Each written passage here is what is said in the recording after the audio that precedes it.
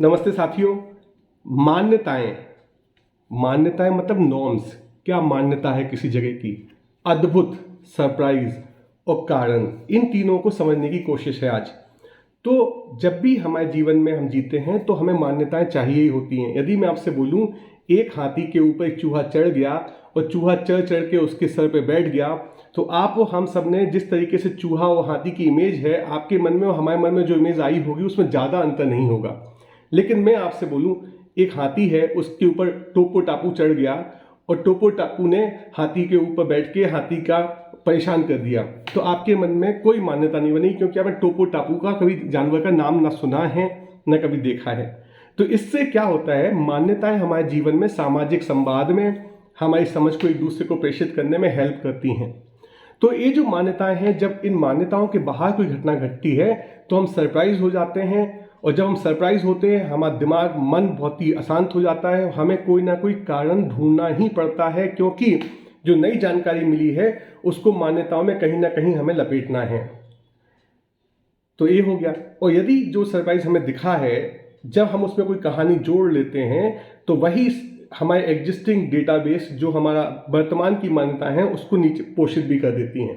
तो मान्यताओं से के बाहर की चीज़ें सरप्राइज हैं। जब वो सरप्राइज बार बार मिलता जाता है तो हमारी मान्यता में जुड़ जाता है और हमें कोई दिक्कत जीवन में उस चीज़ को सरप्राइज होने की भावना कम हो जाती है।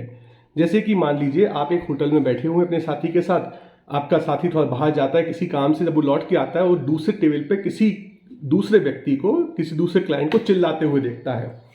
वह आपसे पूछता है क्या हुआ, और आप उसको बोलते हो उसके सूप में, वेजिटेरियन है, उसके सूप में थोड़ा सा मांस का टुकड़ा निकल आया। अब वो आदमी कुछ भी कर ले, दूसरा आदमी, अब वो चिल्ला ले, टेबल तोड़ दे, प्लेट तोड़ दे, गाली दे दे, पुलिस बुला ले। अब क्योंकि आपको पता है कि ऐसा होने पे व्यक्ति क्या क्या कर सकता है, तो अब आपको सरप्राइज नहीं लगेगा उसका बिहेवियर। जो पहले आपको बिहेवियर सरप्राइज लग रहा था, वो एक नई जानकारी मिलने और आपने अपने मन में उससे कहानी बना ली, उसके बाद आपको कुछ सरप्राइजिंग नहीं लग रहा है। सब चीज़ें सहज में आप समझते जा रहे हो, आपको कोई दिक्कत हो नहीं रही है, आप उसके बिहेवियर को शायद सही या गलत ठहरा भी सकते हैं। तो इस तरीके से समझ जाइए कि हमारे मन को कहीं भी कुछ भी नई जानकारी मिलती है, कोई ना कोई कारण ढूंढना पड़ता है। इस जानकारी का क्या लाभ है हमें?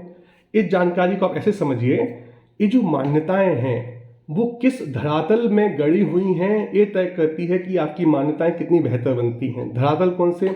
एक धरातल है जो प्रकृति का, कि प्राकृतिक है कि अप्राकृतिक है कोई चीज़। दूसरा धरातल आपके देश की राजनीति, नियम, पॉलिसीज तय करते हैं क्या ये वैध है कि अवैध है। तीसरा धरातल आप जिस समुदाय में रहते हैं वहाँ पर सामाजिक माना जाता है कि गैर सामाजिक माना जाता है। आपके परिवार में, परिवार के मूल्यों में, पारिवारिक मूल्यों से एग्री करता है कि पारिवारिक मूल्यों का उल्लंघन करता है। जो नीचे का धरातल, जो सबसे बेस धरातल है, वो क्या ये धर्म है कि अधर्म है। आज हम लोग गलती ये कर रहे हैं कि हम लोग जो ठोस आधार है वहाँ तक मान्यताओं को पहुँचने ही नहीं दे रहे हैं। आज शहर में माँ बाप अपने बच्चे से बोलते हैं चोरी मत करो, झूठ मत बोलो, जबकि गांव में क्या बोलते हैं, बेटा मेहनत से काम करो और हमेशा सत्य का साथ दो। शब्द एक ही हैं, लेकिन आप देखिए धरातल कितना बदल जाता है। जब हम ये बोलते हैं किसी से कि चोरी मत करो, झूठ मत बोलो, तो शायद हमने अपना खूंटा ज़्यादा से ज़्यादा वैध अवैध और सामाजिक असामाजिक के गहराई में गाड़ा हुआ है। जबकि गांव वाले ने जब अपने बच्चे को ये कहा कि अपने मेहनत से कमाना है, किसी का हक छीनना नहीं है, एक बेहतर आदमी बनना है और सत्य की खोज करनी है, तो उसकी मान्यताएं बहुत ही गहरे तक गड़ी हुई हैं। तो मान्यताएं जब गहरी गठी होती हैं, तो जब वो नई जानकारी उसके तब लपेटती है मंजे में, तो वो उखड़ती नहीं है। लेकिन जब नई जानकारी आई, मान्यताओं के चारों तरफ लिपटी, मान्यताएं शैलो हैं, सिर्फ लीगल इलीगल के आधार पर टिकी हुई हैं, तो वो उखड़ जाती हैं। आज हम सबको अपनी मान्यताओं को कम से कम सामाजिक असामाजिक, पारिवारिक गैर पारिवारिक, धर्म अधर्म के लेवल तक पहुंचाना पड़ेगा। पश्चिमी सभ्यता में घर में माता पिता के सामने बच्चे ड्रिंक्स कर लें उसको आप सही मान लेते हैं, जबकि इंडिया में वो चीज़ गलत मानी जाती है। कहने का मतलब हर देश हर काल का एक गहराई होती है, वो गहराई जितनी नीचे जाती है वो संस्कृति उतनी उच्च स्तर की होती है। तो ये जो चीज़ है, यदि हम समझ गए, अपनी मान्यताओं को गहरे खूंटे में गाड़ने लगे और फिर नए सरप्राइजेस को आप एक अच्छी कहानी बना के अपने चारों तरफ लपेटेंगे, तो आप चेतना की ऊंचाई पे ही पहुंचेंगे। अच्छी कहानी का क्या मतलब होता है, कारण का क्या मतलब होता है। मान लीजिए कि आप अपने घर में बैठे हुए हैं, एक गिलास गिरने की आवाज आती है किसी दूसरे कमरे से, आप बोलते हो साबी तुमने गिलास तोड़ दिया, अपने बच्चे का नाम लेके बोलते हो साबी तुमने गिलास तोड़ दिया। तो इसका मतलब क्या हुआ, क्योंकि आप कारण किसी व्यक्ति में ढूंढ रहे हैं। यदि मैं बोलूं बड़ा गलत हो गया, गिलास टूट गया, मतलब आपने व्यक्ति की जगह घटना के लेवल तक आपने कारण ढूंढा, उसके नीचे आपने सोचा ऐसा तो आज होना था तो हो गया, मतलब आप एकदम कर्म सिद्धांत में नीचे चले गए। तो जिस तरीके से हम कारण की व्याख्या करते हैं, उस तरीके से जो नई जानकारियां होती हैं हमारी मान्यताओं के खूंटे को या तो गहराई में लेके जाती हैं, ऊपर लेके जाती हैं। तो आज आप देखिए हर चीज़ का कारण क्या है। देश में कोई समस्या आया तो पाकिस्तान ने किया है, देश में किसी गरीबी बढ़ रही है तो आलस की वजह से हो रही है, मतलब आप गवर्नमेंट की रूल्स देख ही नहीं रहे हैं, आप बोल रहे हैं कि जो गरीब है वो आलसी है, वो अपने कर्मों से परेशान है। तो जिस तरीके से हम हल्की कारण बनाते जा रहे हैं, कम आधार पे जो कारण होते हैं, जो बहुत जल्दी सिस्टम वन जो हम मन होता है बहुत जल्दी बना लेता है, उन कारणों को सच मान के हम अपनी मान्यताओं को उखाड़ते जा रहे हैं, बहुत ही हल्का बनाते जा रहे हैं। चाइनीज में टाओइज्म में बात कही है, चेतना चेतना में से कुछ निकल गया, कुछ कम हो गया तो गुडनेस आती है। जब आपने गुडनेस भी छोड़ दी तो काइंडनेस आती है। जब काइंडनेस भी छोड़ दी तो जस्टिस मतलब न्याय आता है।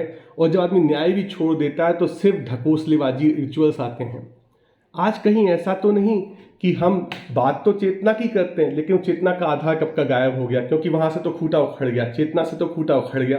तो हम गुडनेस पे आ गए कि हाँ सब लोगों को प्रेम से रहना चाहिए, अब वो भी नहीं रहा, हमें एक दूसरे पर दया करनी चाहिए। उससे भी हल्का हो गए, हमें एक दूसरे के साथ न्यायपूर्वक रहना चाहिए, मतलब तुम्हारा हक मैं ना छीनूं, मेरा हक तुम ना छीनो। अब वो भी नहीं रहा, लोगों ने न्याय से भी उम्मीद छोड़ दी। सब लोग 60 रुपए के 5 मोमो तो खा लेते हैं, लेकिन किसान को 1 रुपये किलो टमाटर के देते हैं। मतलब अब तो सिर्फ साथियों ढकोसलेबाजी रह गई है। और क्योंकि हमारी मान्यताएं बहुत ही शैलो हो गई हैं, जिसका जो आधार है वो ज़्यादा मतलब 6 इंची गड़ा है बस। डंडा यदि 6 फीट ना गड़ा हो तो उस पर कोई वजन नहीं ला सकते आप। सिर्फ 6 इंची कोई डंडा गड़ा है, 5 हल्की सी हवा चलेगी टूट जाएगा, कुछ ज़्यादा वजन आएगा गिर जाएगा। तो साथियों कहने का मतलब मान्यताओं को गहरा लीजिए, प्राकृतिक अप्राकृतिक, वैध अवैध, सामाजिक असामाजिक, पारिवारिक असामाजिक, पारिवारिक गैर पारिवारिक और धर्म अधर्म, उस लेवल तक हर चीज़ के बारे में पहलू में समग्रता से सोचिए। नई जानकारी के साथ जब मान्यताओं को जोड़ें तो जो कहानी अपने मन में बनाएं वो बेहतर तरीके की बनाइए, जिसमें दूसरे को दोष ना हो, स्वयं का एक ऑनरशिप हो कि भगवान जो मुझे करना है या जो मेरे साथ हो रहा है उस सब की वजह मैं स्वयं हूँ और मैं अच्छे पथ पे जाके अपने जीवन को समर्थ बनाऊंगा।